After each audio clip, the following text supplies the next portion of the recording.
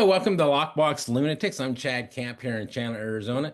And as always, my trusty sidekick or front kick, not sure which, Steve Lambert coming to us out of Kennewick, Washington. How's it How going, you doing Steve? today? Good, man. Good. How about you? Oh, I'm surviving. Can't complain. I got back to work this week from a week-long deer hunt down south. So Nice. How did that I, go? How did that go it, for you? it went very well. We all came back. Everyone came home alive. I mean, Hey, that's a positive. everything is alive. If you know what I'm saying. They're never safer than when I'm in the woods with a So gun. you Let's didn't just go say hunting, you went on a walkabout. I did. And Okay. the funny thing is so actually this kind of touches base with a little bit of what we're going to talk about today about you and I discussed talking about preparedness. Mhm. So I'm out there with a 67-year-old man who Okay. can outwalk anybody. And so after the first day, I'm like, dude, my legs are gone. I can't keep up with you.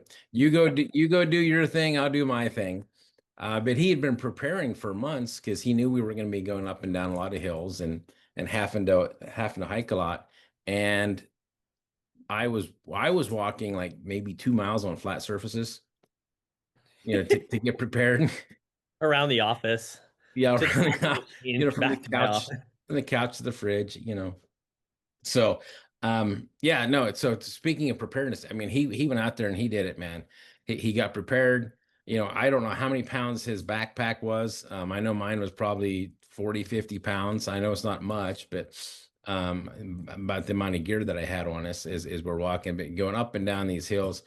And so this one day we kind of separated because he wanted to go pursue something, and I'm like, well, I'm going to sit over here because first off, let's be honest, my legs are done. So I'm like, you get on that other hillside and I'll parallel you back. So long story short, I'm about 150 yards away from the side by side.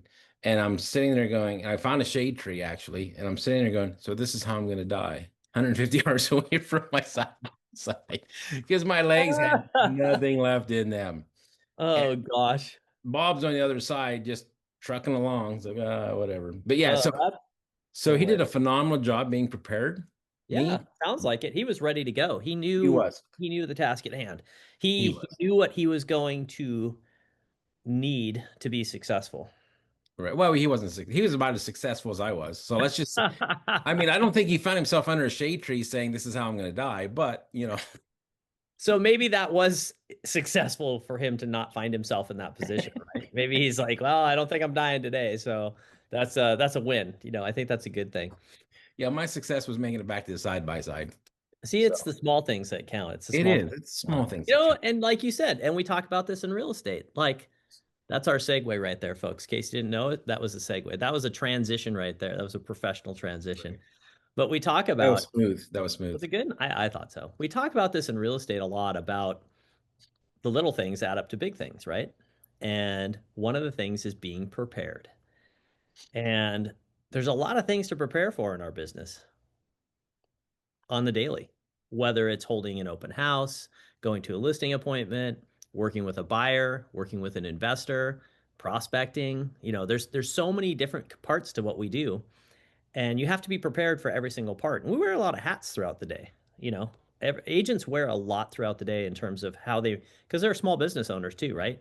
I don't know if a lot of people know this, but most agents out there are independent contractors and they're affiliated with a brokerage, and so they are their own business. They're out there every day, kind of creating their reality, right? We don't tell them, we give them ideas on what could help and how to market themselves, but ultimately it's up to them to take that on. And a big part of that's being prepared, right? Right. I mean, when you have an agent walk in the door and they kind of stare at you with that the deer in the headlights look, no pun Right. intended, but the deer in the headlights look about why their business isn't growing or what they could do or maybe why they didn't get a listing. There's a lot of reasons why, and it sounds like you had a recent experience here in your office with an agent that did his preparation and came out on top for a listing. And why don't you share that with us a little bit? I think that's it because it really illustrates some basic principles that I think a lot of agents listening to this will be amazed at the lack of what the other agents didn't do, right? Right. Yeah, no, I was surprised when he told me what the seller had confided in him. So, my agent went out, was preparing to go talk to a seller about putting his home on the market, what needed to happen to do so. Wanted to see values and things. So he did his homework. He did a market analysis. He saw what the market was doing, did a market barometer, see how quickly things were moving, saw what price ranges, viewings were going on. So he did a lot of homework in preparation, and he had an idea already before he even saw the home, kind of what his strategy was going to be from a staging perspective. Because from what he understood, the gentleman was single, and it was a bachelor pad, and it was a $1.1 million home, 1.2 somewhere in that ballpark was going to be, and so he had an idea of what may or may not need to happen to the home. So he was prepared to kind of deal with whatever was thrown at him. And so as he was going through the property, giving his presentation, talking about how he'd market the home, what he would suggest to do, the seller said, we've had about 3 other agents out here, and not one of them brought a market analysis. Not one of them came Wow. prepared. You were the only one that came with a strategy and came with being prepared. So I'm going to go ahead and move forward with you. So he's able to nail down a $1.1 million listing. That's insane. That is wild when you think about that. That It is. 1.1 million. So, but keep going. I don't want to interrupt your Yeah, story. no, and so that's effectively, Chad, my agent was just extremely excited, but he called me up last night. He says, "Can you imagine showing up to a listing presentation and not having some preconceived notion of what value may be? We understand there's a scale that it can be on, because if it's in disrepair, you're going to be on the low end. If it's in great condition, you're going to be on the high end. But you need to be prepared for that." That was, case in point. I know this is kind of off topic, but we spoke earlier today, and you threw and you answered the phone with what? As soon as you answered the phone, what did you say to me? You Hello. remember? Yes. The first answer is no. The second is maybe. Oh yeah, yeah, because I like to play with that. Yeah, I joke Yeah, around yeah. about that. So So the yeah, first, phone yeah, rings and and you go, and I go, the answer is no, and the second answer is maybe. okay. And so we need to be able to be prepared for those type of scenarios in the real estate world, Yeah, right? you had And great so answers. yeah, and so my response to you was what? You were going to give me $1 million, and I said, "Do I want $1 million from you?" And I said, "No." And the second answer was maybe, and you said, "Will you give me $1 million?" So I got a maybe out of them, So right? you got a maybe. So you were thinking on your feet. The crazy Wait. part is that I'm blown away at the other two agents, or the other agents that the gentleman interviewed, that they weren't prepared, because we don't work on salary. I think people know that. We work on commission. We don't make money unless we actually sell something. We don't It doesn't just come out of the sky for us. And when you look at a $1.1 million listing, depending on where they are on that, if it's a 2.5, 3%, whatever fee that they're charging for their services on the sell side, that is just do the math on that really quick. That's a That's a good big, paycheck.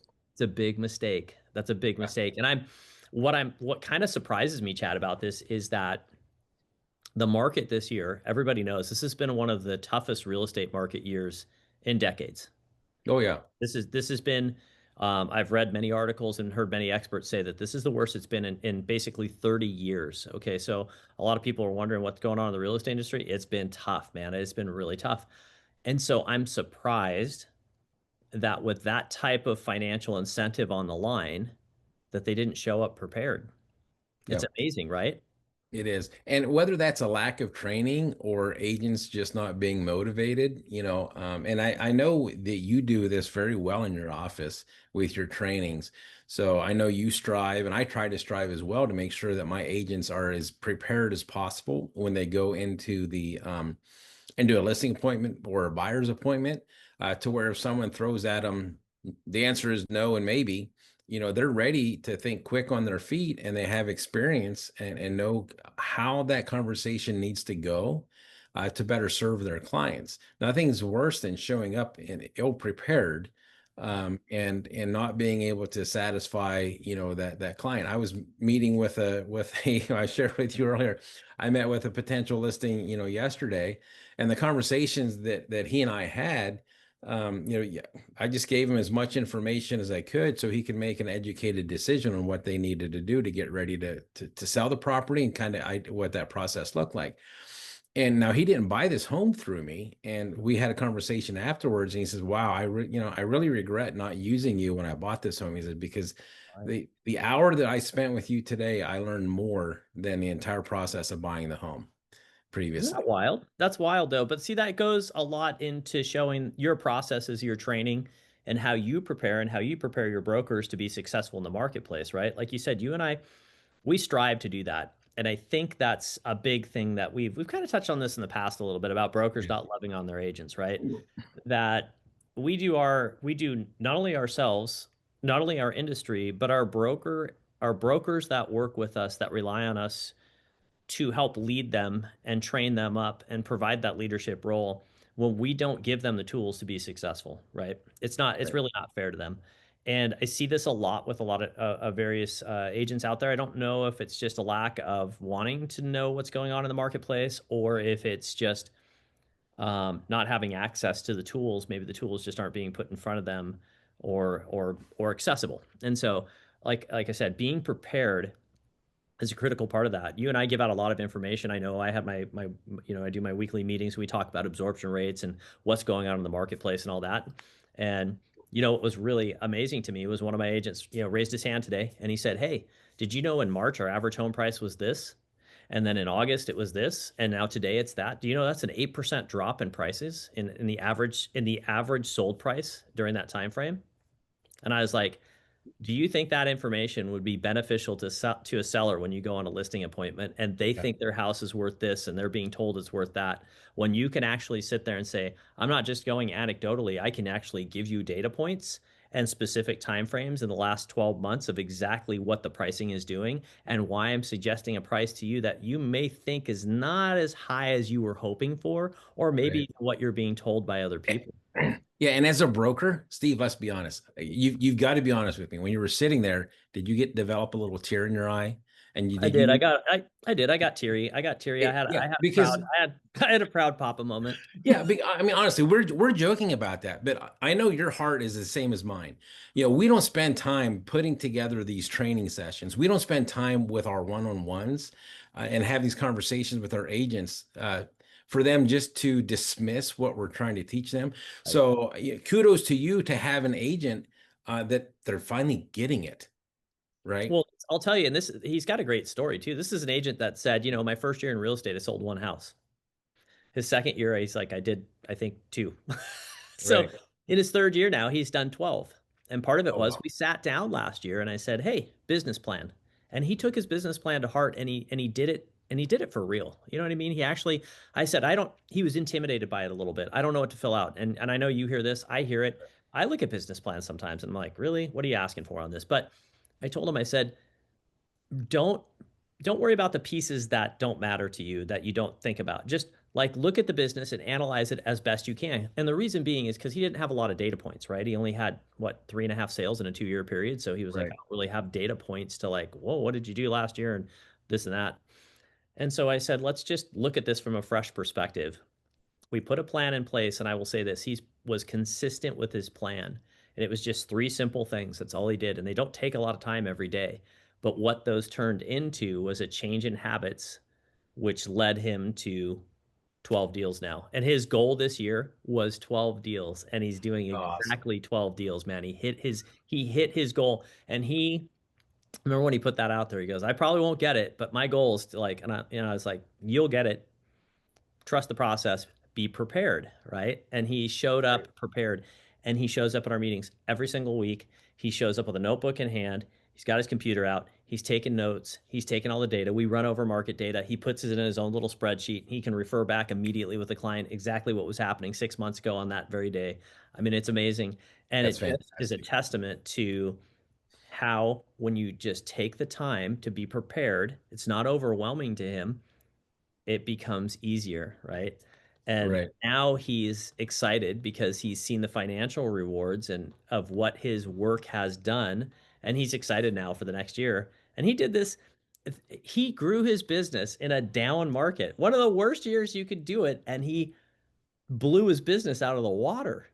Right. And I was reading somewhere where this is the least amount of homes that have been sold with the most amount of agents. Yes. licensed agents, right? Yeah. So the Yeah. competition out there is fierce, It's right? stiff. Yeah. It's Yeah. stiff. Yeah, everyone here in the Phoenix region, in the Southeast Valley, everyone knows an agent. Everyone knows two or three agents, right? And so it's extremely important that agents are out there showcasing themselves and having that knowledge. Because what does knowledge do? It helps build confidence, right? And the more confident you are, especially when you can whip out and say, "Hey, look, this is the average sales price in March. This is the average sales price now, 8% decrease."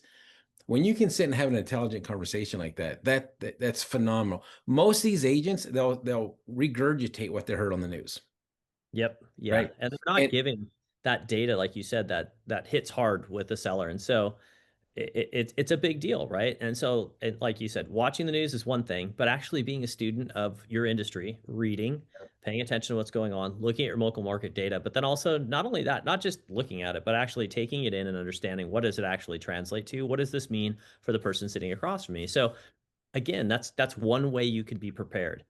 And I yeah, love the fact that your agent went in there prepared for that listing and you got that listing. I mean, I think that's phenomenal because of what your agent brought to the table.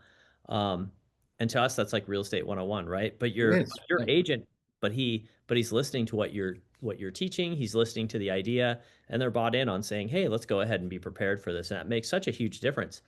And it follows through, right? After you get the listing, that's just one part of it. Once you get the listing, we've kind of started on a new campaign here that we released last week with all of our sellers, which is a fairly in-depth analysis email that comes every 7 days to them. And this is handwritten; it's not just auto-generated. This is something that we all sit down and each agent goes through, and we have a template for it, but they look at the macro and the micro. So we say, what is the market doing in general? And we break it down by in your price point in $75,000 in each direction. We're going to go ahead and show you exactly what's for sale in all the counties and all the cities around us and exactly what is how many are in there, what the average days on market is. And then we take it and we break it down by is it a one story? Is it a one and a half? Is it a two story? Is it a one story with a walkout? Is it a two story with a walkout? And then we break it down and say, here's the subcategories of that overall number and here's how they're selling and that's what from that overall number. And I'll tell you it was phenomenal because we have a two story that's for sale and I said, hey, you're going to be the third slowest selling segment out of these seven subcategories, so don't get all excited if we don't have an offer in 2 or 3 weeks or even 2 or 3 months because we're in for a little bit of a haul.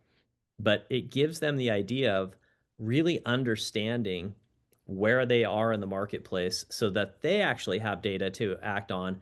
So when I call and say, hey, we might want to look at a price adjustment or we might want to do this marketing campaign, they're coming from a place of saying, I understand why Steve's calling and telling me this, or why my agent XYZ or Chad or whoever is calling me to tell me this because I have data to reference and it makes sense to me because I'm in a segment of the market that is a little bit slower and I really need to figure out ways to be more competitive, right? So right. again, preparation, right? Preparation leads to success, you know, It does. It does. except for your hunt. Except for my hunt. And, That's and because you let's be didn't go walk honest. every day. You didn't walk. Yeah, exactly. Well, let's be honest. I don't think I was prepared. My heart wasn't in that hunt. I never wanted to go to that unit, but still, if I'm going to go to, honestly, if you're going to go to that extreme to go down south and just sit in the sun all day, I could have been a little bit more proactive in getting ready. And that's one of those things that I hope my agents don't follow suit and that with their real estate practice. I hope they follow me in my real estate, what I do with real estate, and that is you do spend the time to get prepared. You do spend the time to hunt for buyers for your listings. I had a conversation with one of my other agents last night or the night before, and I said, "Hey, have you ever thought about reverse prospecting?" He said, "Well, what's that?" So we discussed that. I showed him how to pull up in the MLS and track down some agents that had some buyers that were looking for a particular price point. I'm like, reach out to them personally and Yes. invite them to go through the property to see if that's something that would work for them, or at least give the presentation and have a discussion. And Yeah. then that does so many different things because, well, down here in the valley, we've got great agents, we've got good agents, we've got decent agents, and we got bad agents, right? Yep. And so me as a listing agent and me as an agent, and I know how to identify each of those, categories. I want them to be able to reach out to an agent so they start establishing that rapport. And Yeah. so then they remember if, if they do have a buyer, you're going to be top of mind. Hey, let's go check this property out. Because right now we're just shy of 26,000 homes on the market. Wow. Yeah. And so, if 2 years ago, we were about 19,000, 5 years ago, we were 3,500. Okay. So crazy how much it's changed, isn't it? It's just wild, right? Yeah, yeah. So, but anyway, so those are things that we try and teach our agents to go ahead and do. And I think I was in the independent sector, before I opened my brokerage. And one of the things I sought out is I wanted to have a brokerage and build a brokerage that was different from everything that I had experienced. And we have these brokerages out there, and they sound very impressive. There's 300 agents in my office. There's 350 agents in my office. Okay, Yeah. Yeah. good for you. Great job. But let me ask you this. How many of your agents are selling 12 homes a year?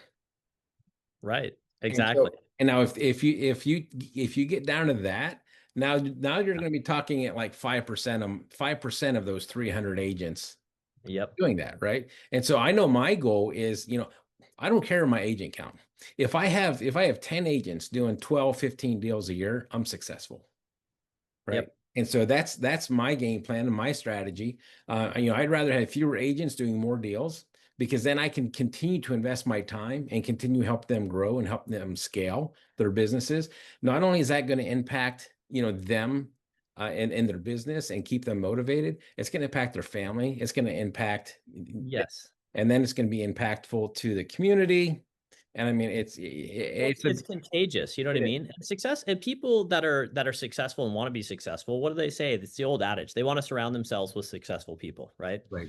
It's funny you say that. I had an agent come talk to me a while back that's looking at potentially making a move, and he said, I'm at a huge brokerage right now," and he said, "And honestly, our meetings are pretty pretty dry because people are asking really basic questions because they've done no deals or they do one deal a year and they show up some of the time, but then they take most of the time in the meeting. So I don't feel like I really get anything out of it. So they've stopped showing up to the meetings, right? Well, that's a bummer, right?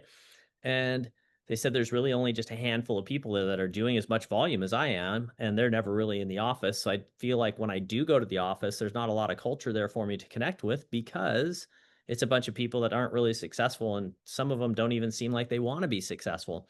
Yeah. But the part that got me the most, he said, I went and talked to my broker about this, and my broker said, not really my problem. you know, my problem is my issue is growing the brokerage. It's kind of a you problem. And I was like, wow.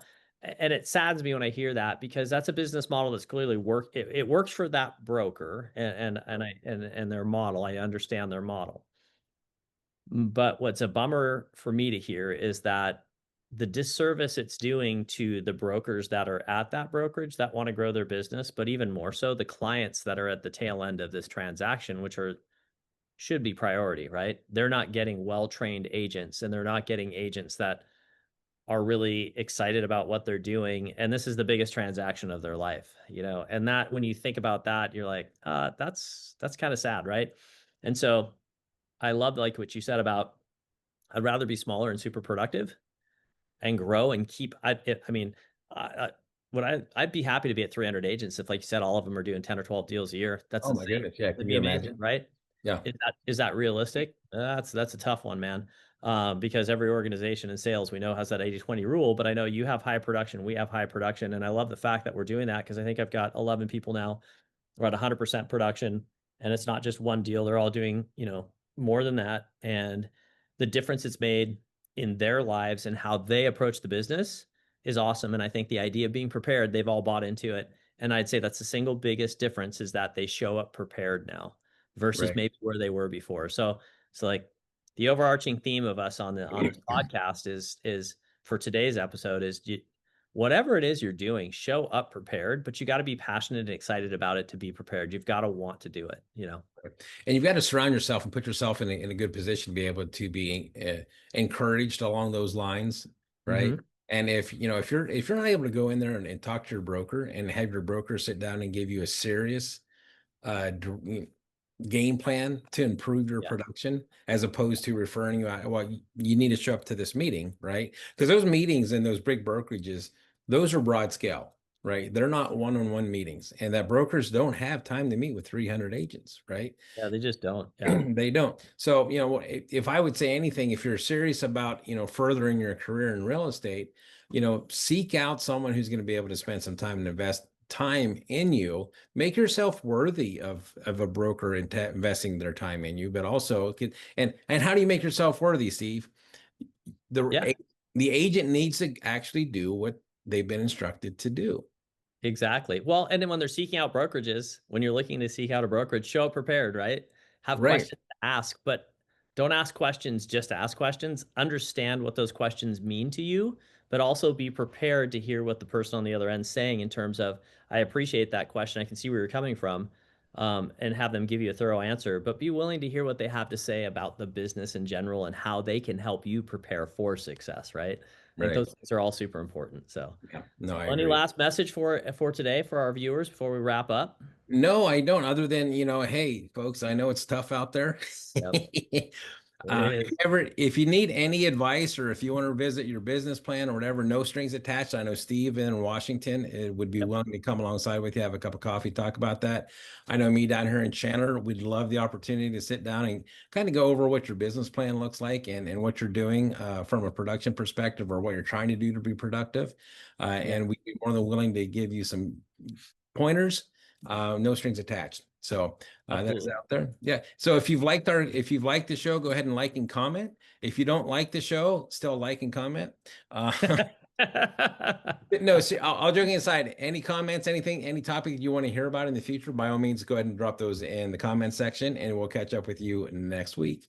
Sounds good. Awesome. All Thanks. right. Take care, guys.